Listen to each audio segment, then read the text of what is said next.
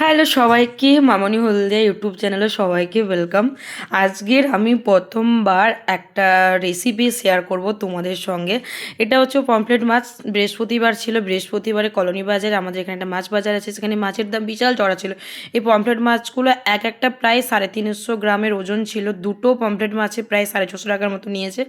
তো এই পমফ্রেট মাছগুলো আজকে আমি বাজার থেকে নিয়ে এসেছিলাম। এই পমফ্রেট মাছগুলোর আজকে আমি ঝাল করব। এদিকে দেখো আমি কিভাবে ঝালটা বানিয়েছি। প্রথমে তো তেল দিয়ে দিলাম, তারপরে টমেটো দিয়ে দিলাম, কাঁচা লঙ্কা দিয়ে দিলাম, আদা রসুন বাটা, কাজু, পোস্ত, সরষে সব কিছু বাটা দিয়ে দেখো জল ঢেলে দিয়েছি। আর এদিকে জল ঢেলে দেওয়ার পরে তেলটা আস্তে আস্তে করে ছেড়ে দিচ্ছিল, যে তরকারিটা কত সুন্দর ঝোলটা ফুটছিল। তারপরে দিয়ে দিলাম পমফ্রেট মাছগুলো ভাজা।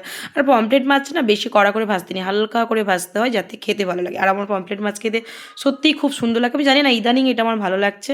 আর এদিকে মাছের ঝোলটা তো ফুটে গেছে, তেলটা দেখো ছেড়ে দিয়েছে। আর এটা আমার মার আর আমার জন্য বানাচ্ছিলাম, মা এসেছে, তোমরা আমার রুমে দেখেছো সেটা। আর এদিকে দেখো আর একটা স্পেশাল জিনিস বানাচ্ছিলাম, এটা হচ্ছে পুঁই মেচড়ি, মানে পুঁই শাকের দানা যেটাকে বলে, সেটা এদিকে বানিয়ে নিচ্ছিলাম। আমার খুব ফেভারিট এটা, কাজু বাটা দিয়ে বানালে দারুণ খেতে লাগে, সেম বানিয়েছি।